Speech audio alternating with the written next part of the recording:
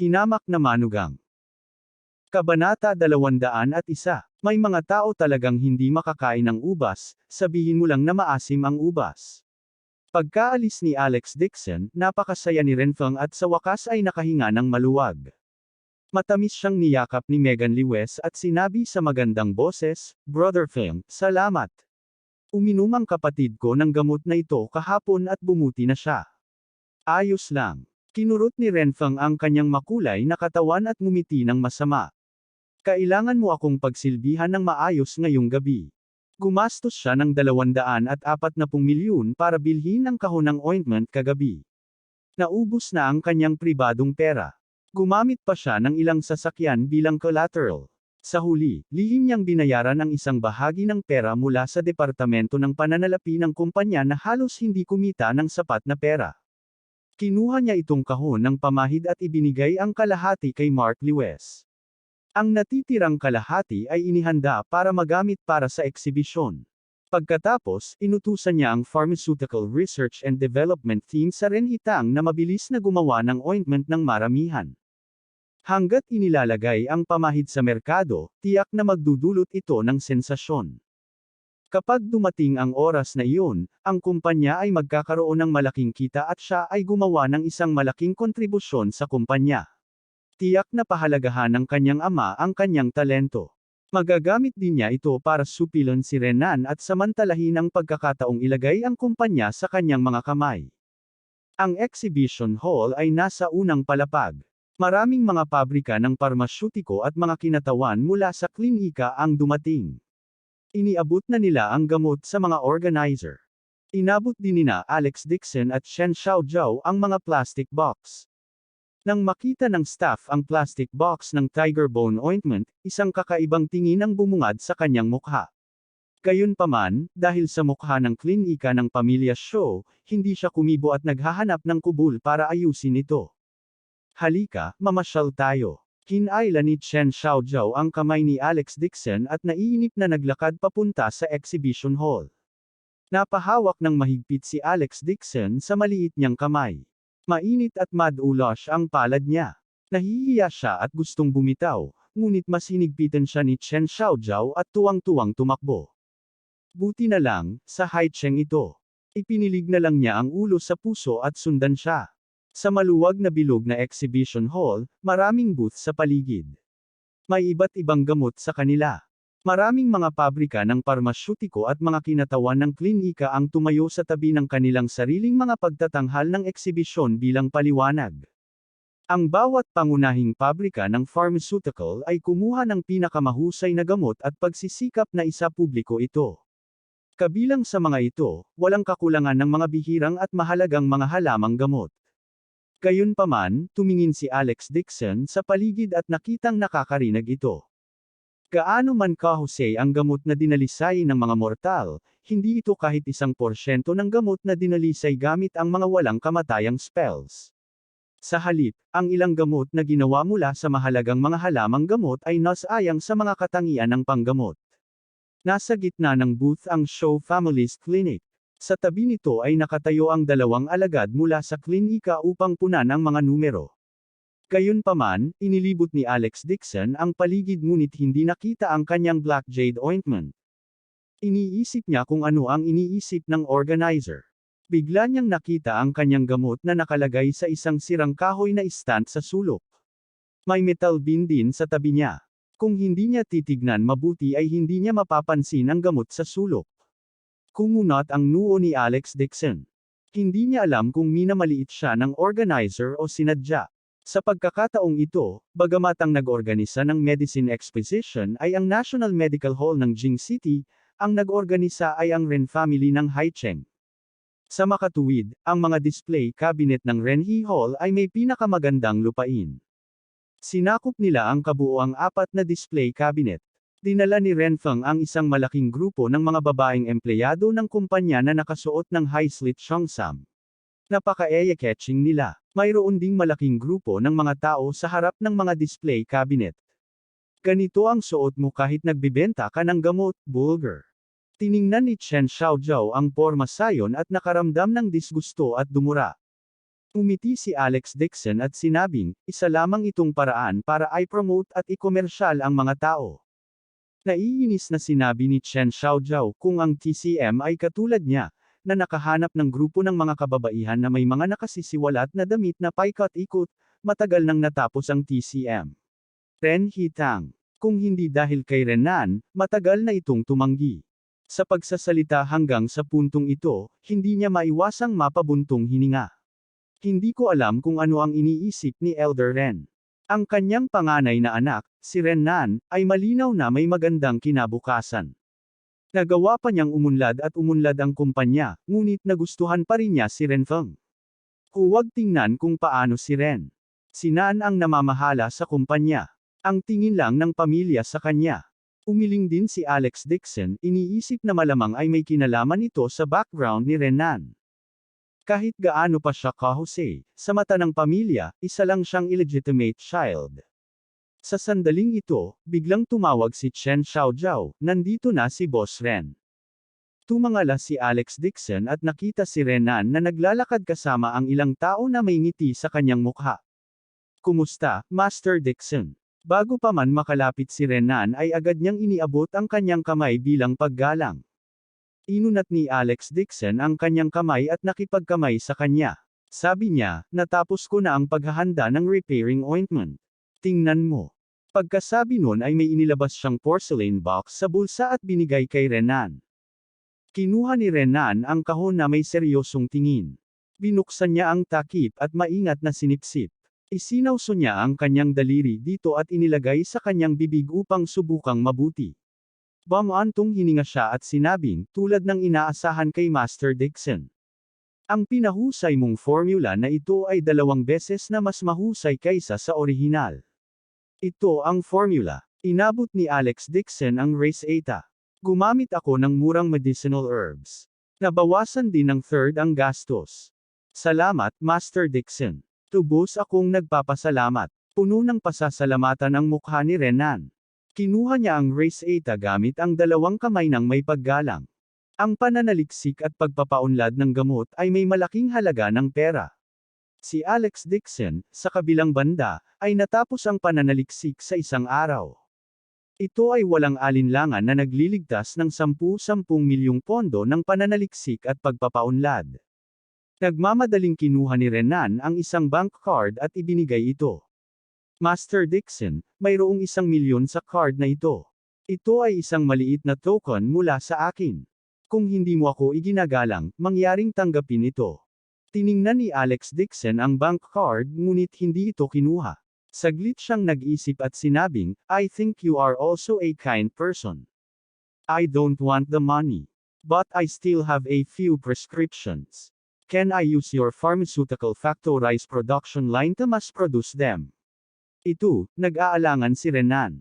Bagamat pinamahalaan niya ang Renhitang Company, binabantayan ng kanyang ama ang pabrika ng parmasyutiko.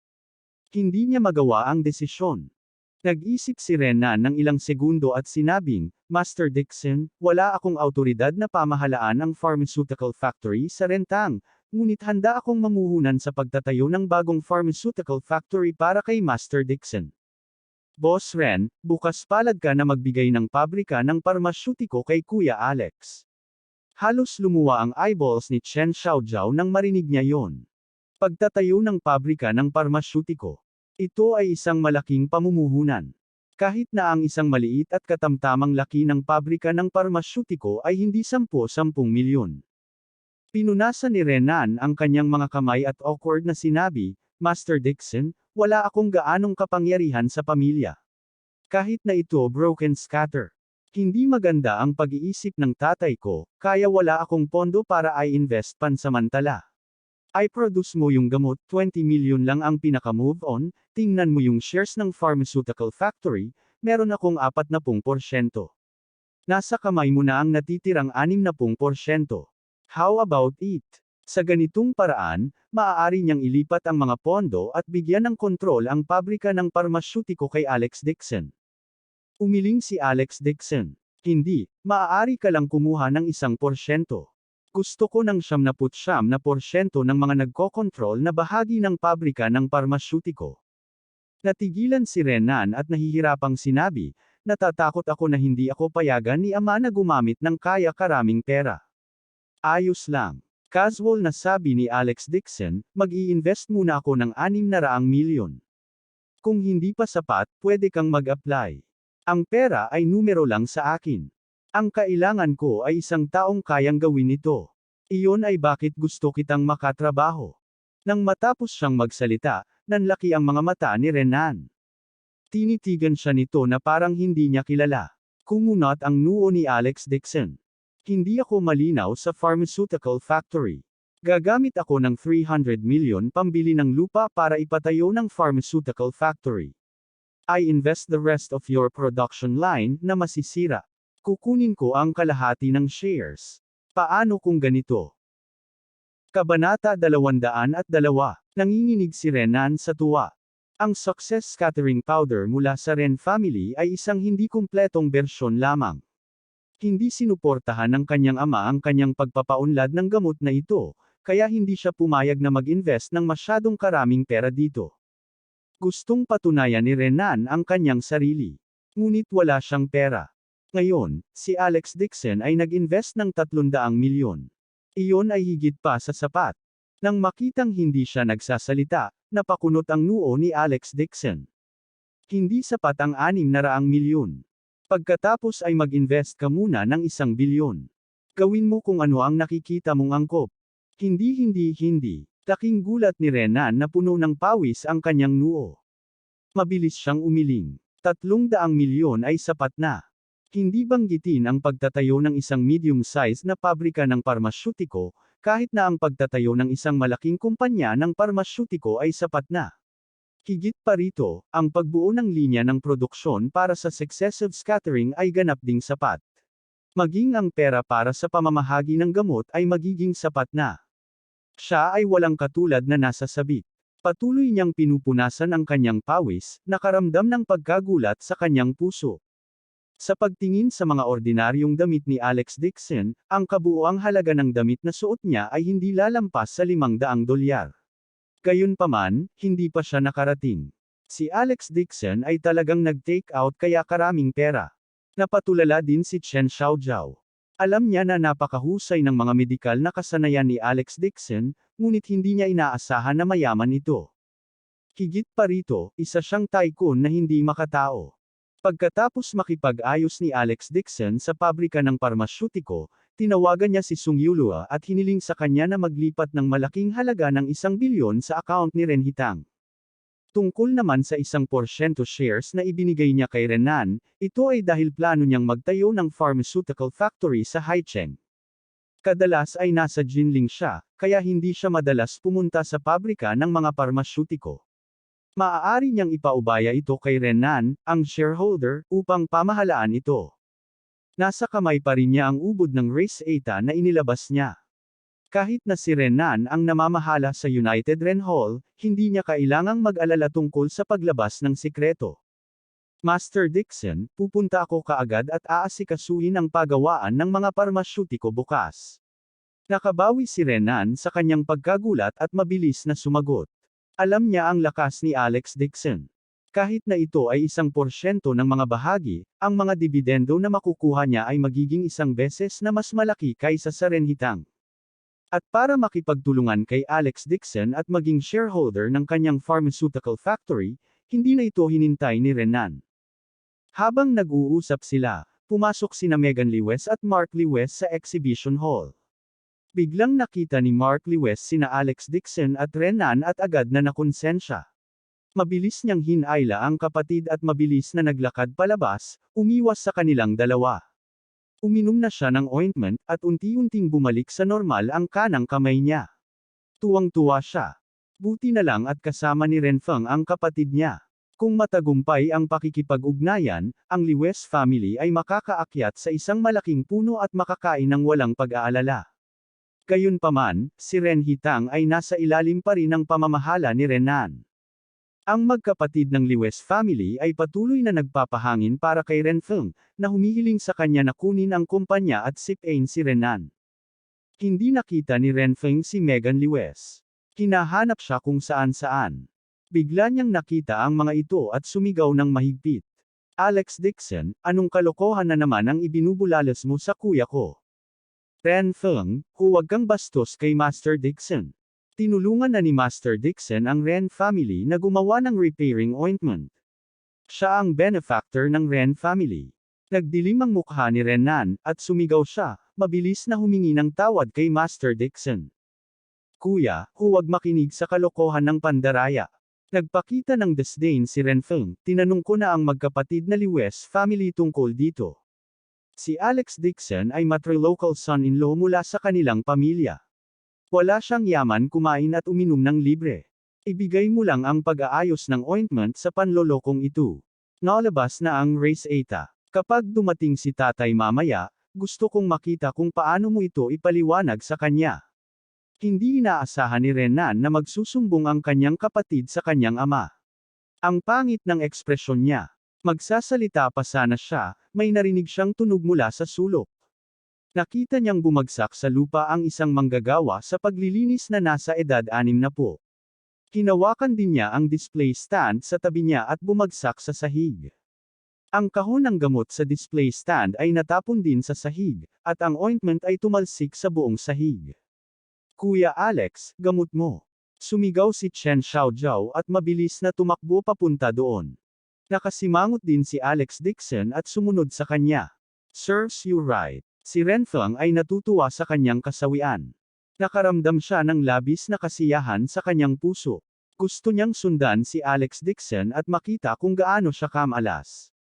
Tinulungan ni Alex Dixon ang naglilinis at nagtanong, ayos ka lang ba? Hindi, ayos lang ako.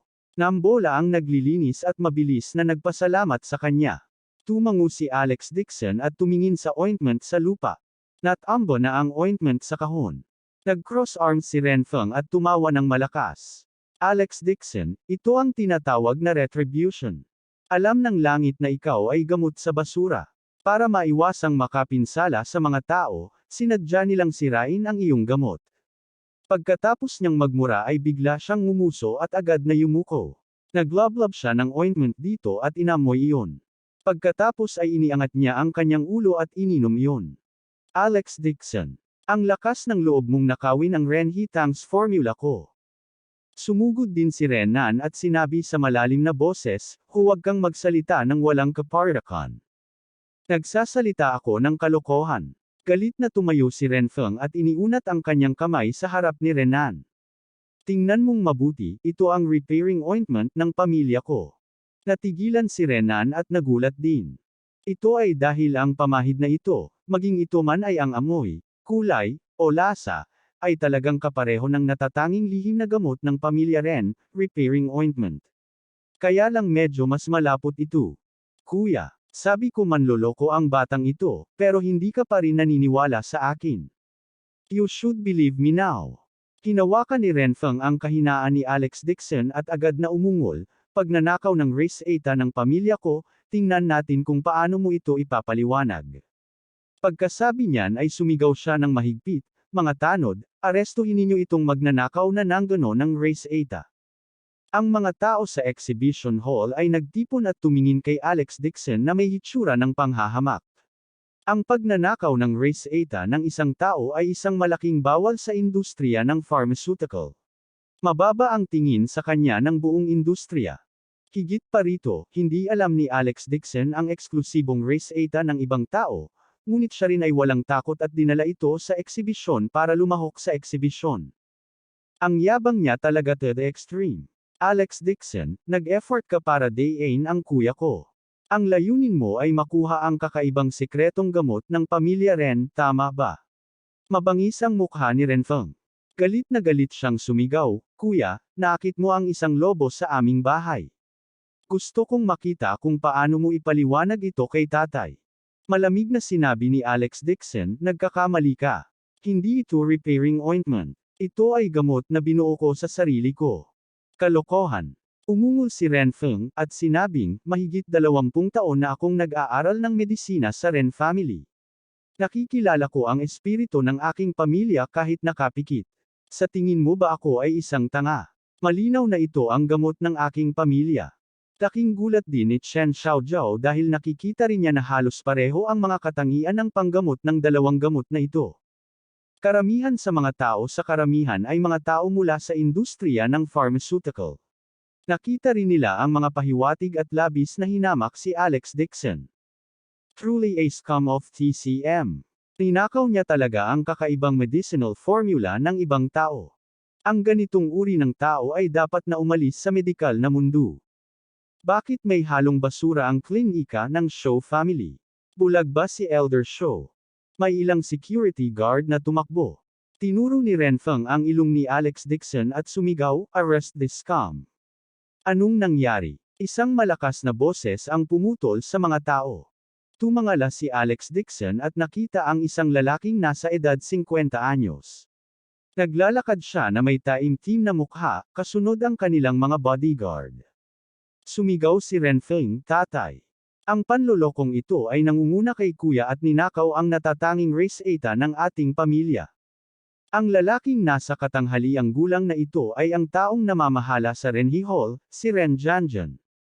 Mabilis na lumakad si Renan at sinabing, "Tay, tinulungan talaga ni Master Dixon ang kumpanya na bumuo nito." Anong klaseng master siya? Umuso si Ren Jianjian at pinutol siya ng madilim na mukha.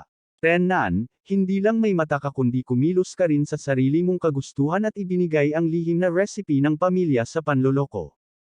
Hindi ka nababagay sa pamahalaan ng kumpanya. Ngayon, ibibigay mo ito kay Renfeng. Kabanata 203. Tuwang-tuwa si Renfeng at mabilis na sinabi, "Salamat, tatay. Talagang pamamahalaan ko ng maayos ang kumpanya. Siguradong hindi ako magulo gaya ni kuya." Namutla ang mukha ni Renan at lumalabas ang malamig na pawis sa kanyang noo. Mabilis niyang paliwanag. Pero bago pa man siya makapagsalita, sinampal siya ni Ren Jianjian ng dismayadong mukha. "Renan, mali talaga ang paghusga ko sa iyo this time. Kung hindi lang sa magkapatid na Lewis family ang nag-leak ng balita, hindi ko malalaman na gagawa ka ng ganyang kalokohan. Hindi mo na kailangang sabihin. Umuwi ka na at pag-isipan mo ang iyong mga pagkakamali." Pagkasabi niyon ay tumalikod na siya, ayaw na niyang makarinig ng kahit anong paliwanag. Nang inag ang katawan ni Renan, at nasa bingit na siya ng pagbagsak. Maging ang kanyang mga binti ay naging malambot. Siya ay gumugol ng 7 hanggang 8 taon sa pagtatrabaho ng husto para sa kumpanya, at nakalimutan niyang kumain at matulog. Hindi man lang siya nakahanap ng asawa. Sa wakas, ang reputasyon ng Renhe Hall ay kumalat sa buong bansa. Ito ang kanyang tagumpay, ngunit ito ay biglang inalis. Mahirap lang tanggapin.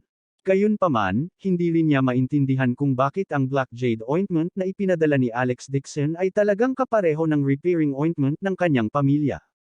Hindi kaya na loko talaga siya at ninakaw ni Alex Dixon ang medicinal formula. "Capture Alex Dixon," sabi ni Ren Jianjian sa malalim na boses. "Maghintay." Biglang nag-angat ng ulo si Alex Dixon. Malamig na sinabi ni Ren Jianjian, "Ayoko ng anumang paliwanag." Pagkasabi niya nun tumalikod na siya at umalis. Nang lumingon siya, hindi niya pinansin ang display stand sa lupa. Bigla siyang natapilok at bumagsak sa lupa. Sa mga oras na ito bumagsak siya ng mabilis. Agad na niyakap ni Ren Jianjian ang kanyang braso, at ang kanyang mukha ay namilipit sa sakit. "Tatay." Nagulat si Renan at agad na pumunta sa harapan. Si Chen Xiaojiao ay lumapit agad-agad sa kanya at mabilis na tumingkayad para masuri at gamutin siya. Kumunot ang noo niya at sinabing, "May bali ang kanang kamay ni Uncle Ren." Natuwa si Renfeng sa kanyang puso at agad na nagpatuloy na sabihin, "Tay, nakagawa lang ako ng bagong gamot para sa mga bali. Kukuha ako ng magdadala nito ngayon. Ito ay isang gintong pagkakataon na ipinagkaloob ng langit. Ito ay isang perpektong pagkakataon para sa kanya upang gumanap. Kailangan niyang makuha ang tiwala ng kanyang ama at sipin si Renan sa pamilya." Tumakbo ang katulong na may hawak na puting jade jar. Agad na kinuha ni Renfeng ang ointment at inilapat sa kanang kamay ni Ren Jianjian. Kumunot ang noo ni Alex Dixon at agad siyang pinigilan. "Hindi mo magagamit ang gamot na ito. Magkakaroon ng side effects." "Alex Dixon, huwag takutin ang mga tao." Galit na sabi ni Renfeng, "Huwag mong isipin na hindi ko alam na lihim kang nakikipagsabuatan kay Renan. Kung hindi, paano kanya mabibigyan ng race eta? Itatanong ko kayong dalawa kapag gumaling na ang mga sugat ni tatay. Maraming tao sa paligid. Nakita nila si Renfeng na nagpapakita ng mga nakapagpapagaling na epekto sa pintuan ngayon, at sinisipat nilang lahat si Alex Dixon. Kinagat ni Ren Janjan ang kanyang mga ngipin at malamig ding sinabi, huwag kang mag-alala sa kanya, lagyan mo muna ng gamot. Hindi niya pinaniwalaan si Alex Dixon, at ngayon ay mayroon din siyang pagdududa tungkol kay Renan. Naisip niya na ang kanyang panganay na anak ay isang tagalabas, at nagkaroon ng isang lihim na pakikitungo kay Alex Dixon. Hindi may pagtanggol ni Renan ang kanyang sarili, at alam niyang walang silbi ang anumang sasabihin niya ngayon. Kampante namang ngumiti si Renfeng, at kumpiyansa na inilagay ang gamot sa braso ni Ren Janjan. Pagkatapos ay sumandok siya ng isang kutsara. Ang medicinal paste ay naglabas ng mabahong amoy. Halos masuka si Ren Janjan, ngunit tiniis niya ito at kinain ang medicinal paste. Walang paraan si Alex Dixon para pigilan ito, kaya sa gilid lang siya maghintay. Pagkatapos lagyan ng ointment nawala ang sakit sa braso ni Ren Janjan, at lumuwag ang mukha niya. Tumingin siya kay Renfeng na may kasiyahang tingin. Akala niya ay hindi naging matagumpay ang kanyang bunsong anak. Hindi niya inaasahan na magkakaroon siya ng kinabukasan. Tila kaya niyang bawiin ang kumpanya mula kay Renan nang walang pag-aalala at ipapabaya ito sa kanyang bunsong anak, si Renfeng, upang pamahalaan. Sa anumang kaso, hindi niya nagustuhan si Renan, at palaging nararamdaman niya ay isang tagalabas. Pagkalipas ng ilang minuto, maingat na pinunasan ni Renfeng ang ointment sa braso ni Ren Janjan at sinabing, Tatay, subukan mong iunat ito. Sinubukan ni Ren Janjan na galawin ang kanyang braso, at bakas sa kanyang mukha ang pagkagulat. Anong klaseng gamot ito? Parang magkadugtong ang braso ko. Tay, ito ang bone connecting ointment na ginawa ko. Tuwang-tuwa si Renfeng. Sinamantala niya ang pagkakataong sabihin, Tay, nasa research and development pa ang ointment na ito. Hindi sapat ang pondo. Napatingin si Ren Janjan sa braso niya. Wala man lang siyang naramdamang sakit. Mabilis na nakabawi ang bali. Ito ay hindi ka panipaniwala. Ang pamahid na ito ay talagang makapagpapagaling sa bali. Ito ay isang milestone sa medikal na kasaysayan. Kung ang gamot na ito ay ilalagay sa merkado, hindi lamang ito magdudulot ng malaking reaksyon sa bansa, ngunit hahayaan din itong kumalat ang reputasyon ng Renhitang sa ibang bansa at lumawak ito sa isang world-class na higanteng kumpanya ng parmasyutiko. Ang mga tao ay nag-click sa kanilang mga dila habang sila ay nanunood, at sila ay puno ng papuri para kay Renfeng. Nagpakita ng mukha si Renfeng ngunit nagpanggap na nagpapakumbaba. Dad, hindi ako matino noon. Now I think clearly. I must promote the company. Limitado ang kakayahan ni Kuya, pero Kuya ko pa rin siya. Mas pamilyar siya sa kumpanya kaysa sa akin. Hayaan mo siya ang magiging katulong ko, tulungan niya akong magmaneho at dalhin ang aking mga bag. Tuwang-tuwa si Ren Janjan, at tuwang-tuwa siya sa kanyang bunsong anak. Matigas niyang sinabi, Renfeng, simula ngayon, hayaan mo si Renan na maging katulong mo. At saka, mag-i-invest ako ng 300 milyon bilang Research and Development Fund para sa gamot. 300 milyon. Natuwa si Renfeng. Nabawi niya ng buo ang 200 milyon na nabid niya para sa formula ng gamot. At inagaw pa niya ang mga karapatan sa pamamahala ng kumpanya mula sa kanyang kuya. Mula ngayon, ganap na niyang kontrolado ang kumpanya, at hindi na niya kailangang mag-alala kay Renan. Ang kanyang bunsong anak ay nagtagumpay sa wakas, at si Ren Janjan ay labis na nasiyahan. Sa sandaling ito, biglang naging berde ang mukha ni Ren Janjan, at lumuwa siya ng isang bibig ng dugo. Kasabay nito, ang kanang braso niya ay biglang nakaramdam ng kirot sa puso. Tay, ano pong nangyayari sa inyo? Nagulat si Renfeng at humakbang pasulong para alalayan siya. Namutla ang mukha ni Ren Janjan. Tila nabali na naman ang bali sa kanang braso. Nabukol ito. Mabilis na naging itim ang kanyang kanang siko at 2 beses na namamaga. Anong nangyayari? Natarante si Renfeng at pinagpawisan siya ng malamig. Nasa sobrang sakit si Ren Janjan kaya hindi siya makapagsalita. Ang kanyang mukha ay kasing puti ng isang papel, at siya ay nakahiga sa lupa na kumikibot-kibot. Agad na nag-squat si Chen Xiaojiao upang masuri at gamutin siya. Tumangala siya na may seryosong mukha, necrotic ang kanang siko ni Uncle Ren. Mukhang kailangan niyang putulin ito. Paputol. Natigilan si Renfeng. Hindi ba ngayon lang gumaling na siya? Bakit siya biglang nagkaroon ng bone necrosis? Ano ang nangyayari? Nang marinig niya ang amputation, nanginginig ang katawan ni Ren Jianjian at sinabi niya, I don't amputate. Bali lang iyon, pero gusto talaga niyang putulin ang kanang kamay. Ito ay sadyang hindi katanggap-tanggap. Bilisan mo at tumawag ng ambulansya. Takot na takot si Renfeng kaya nawalan siya ng sasabihin habang paulit-ulit siyang sumisigaw. Sumimangot si Chen Xiaojiao at umiling. Masyadong mabilis ang necrosis na ito. Natatakot ako na kapag dumating na ang ambulansya ay kailangang putulin ang buong kanang braso ni Uncle Ren. Ano? Laking gulat ni Ren Jianjian kaya namula ang mukha niya. Halos nakalimutan na niyang huminga. Walang pakialam si Renfeng sa kanyang mukha at nagmakaawa kay Chen Xiaojiao, ikaw ang apo ni Godly Dr. Shou. Mabilis na iligtas ang aking ama. Nang hihinayang umiling si Chen Xiaojiao, patawarin mo ako dahil wala akong magawa. Nakaramdam ng lamig sa puso si Ren Jianjian at halos mawala ng malay. Ang kabilang partido ay apo ng numero 1 makajos na doktor sa Nanguang. Ang kanyang mga medikal na kasanayan ay isa rin sa pinakamahusay sa buong Haicheng. Dahil sinabi niya na gusto niyang putulin, pagkatapos ay natakot siya na hindi niya mapanatili ang kanyang kanang braso. Kabanata 204. Tumutulo ang pawis sa noo ni Renfeng. Sa sobrang takot ay hindi niya matukoy kung saang direksyon. Wala namang problema sa ointment niya pero bakit? Napasigaw si Ren Jianjian sa sakit at hindi na kinaya ang sakit sa braso. Ang sakit na ito ay parang electric drill, buzz sa kanyang bone marrow. Ito ay masakit sa puso. Ang itim at lila na kulay sa kanyang bisig ay unti-unti ding umabot paitaas. Nagsimula ring maging itim at mamaga ang kanyang itaas na braso. Dahil sa matinding sakit, hindi malinaw ang isipan ni Ren Jianjian. Ang kanyang buhok ay basang-basa sa malamig na pawis, at ang kanyang kamalayan ay nagsimulang maglaho. Ilang salita lang ang naibulong niya. Ayokong putulin. Ayokong putulin. Kung mawalan siya ng kanang braso, hindi ba siya magiging pilay? Isang dalubhasa sa negosyo ang naging lumpo magdamag. Mas masahol pa ito kaysa sa pagpatay sa kanya. Marami sa mga nanunood ay mga doktor, ngunit lahat sila ay walang magawa. Nang makita si Ren Jianjian sa gulat, ang kanilang mga mata ay nagpakita ng bakas ng awa. Kahit na ang apo ng numero 1 makajos na doktor sa Nanguang ay hindi kayang pagalingin, at wala silang magagawa tungkol dito.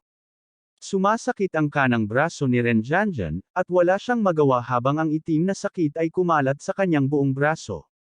Kinilabutan siya. Kung ang kanang braso ay ganap na necrotic, hindi ba't ang kanyang buong katawan ay magiging itim at maga? Hindi pa ba siya mabubuhay? Kumunot ang noo ni Chen Xiaojiao at desididong sinabi, hindi na ako makapaghintay. Tio Ren, kailangan ko agad na putulin ito. Kung hindi, malalagay sa panganib ang buhay mo. Buti na lang at may kumpanya ng medical equipment sa expo. May nagpadala kaagad ng surgical knives, bone saw, hemostatic forceps, at iba pang surgical instruments. Hinawi ni Chen Xiaojiao ang manggas ni Ren Jianjian gamit ang isang kutsilyo at nakita niya ang kanyang buong braso ay naging itim at namamaga hanggang sa ito ay itim at lila. Walang anesthesia. Tio Ren, tiisin mo muna yan. Magtatahi ako ng karayom, para matigil ang pagdurugo sa'yo. Nang inag ang mga labi ni Ren Jianjian. Nawala na ang lahat ng pakiramdam ng kanyang kanang braso, at ngayon ay ang kanyang buto sa balikat ang sumasakit. Alam din niya sa kanyang puso na kapag hindi niya ito magamot sa lalong madaling panahon, natatakot siyang hindi niya mailigtas ang kanyang sarili. Kinagat niya ang ngipin sa sakit at tumango. Gawin mo. Kinuha ni Chen Xiaojiao ang bone saw at malinis na pinutol. Namutla ang mukha ni Ren Jianjian at nakaramdam siya ng kawalan ng pag-asa sa kanyang puso. Woof! Woof! Sa sandaling ito, isang tuta ang biglang tumakbo mula sa labas. Ang tuta na ito ay nakapikit, at ang mga forelimbs nito ay itim at lila din. Nakilala ito ng lahat sa isang sulyap. Ito ang tuta na ginamit ni Renfeng upang masuri ang bisa ng gamot sa pintuan. Palihim na nakahinga ng maluwag si Alex Dixon. Natatakot siya na lason ng walang kwentang gamot ang inosenteng maliit na asong ito hanggang mamatay, ngunit sa hitsura nito, halatang naamoy ng maliit na aso ang panggamot na halimuyak, kaya tumakbo ito papasok. Higit pa rito, iba ang istruktura ng katawan ng aso sa tao. Ang mga side effect ng walang kwentang gamot ay mas mabagal kaysa sa isang tao. Dumiretso ang tuta papunta sa karamihan. Sa puntong ito, inilabas nito ang dila para dilaan ang medicinal paste na nahulog sa lupa.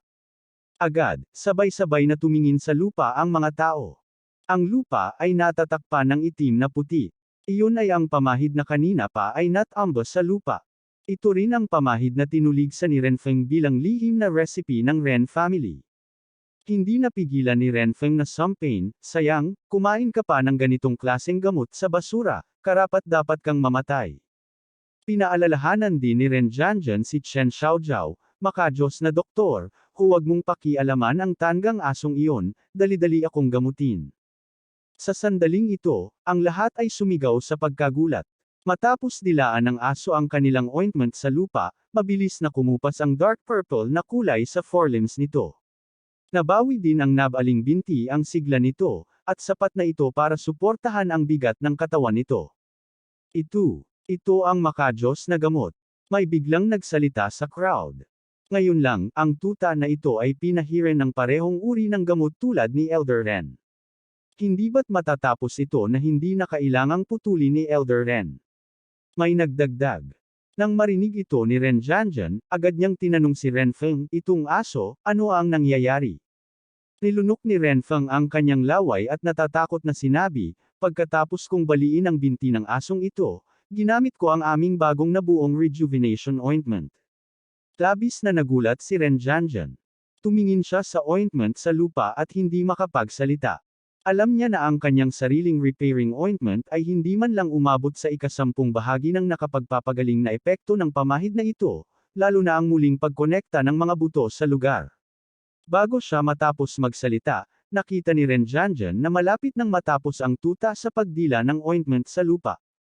Hindi na niya ito nahawakan at napahiya sa lupa, gustong dilaan ang natitirang ointment. Ang dumi. Mabilis na pinuntahan ni Renfeng si Ren Jianjian. Woof. Woof. May instinct ang mga aso na protektahan ang kanilang pagkain. Nang may makita silang nagtatangkang magnakaw ng kanilang pagkain ay agad nilang kinagat ang braso ni Ren Jianjian. Paano pa kayang pakialam ni Ren Jianjian ang mga ito? Ang pagiging nahihiya ay mas mabuti kaysa sa pagiging baldado. Tinulak niya si Renfeng palayo at inihagis ang aso sa gilid. Napahiga siya sa lupa at sinimulang dilaan ang natitirang ointment. Patuloy ang paghawak ng buo na kamay sa ointment sa lupa at ipinahid ito sa kanyang braso. Natigilan ang lahat. Ang namamahala sa Renhe Hall, na karaniwang at makapangyarihan, ay dumila na ngayon sa lupa na parang mataas na aso. Nang muli silang tumingin kay Alex Dixon, na puno ng respeto ang kanilang mga mata. Ito ang tunay na makajos na doktor. Nais ni Renan na humihingi ng awa sa ngalan ni Alex Dixon, ngunit nang maalala niya ang sinabi ni Ren Jianjian, napabuntong hininga na lamang siya.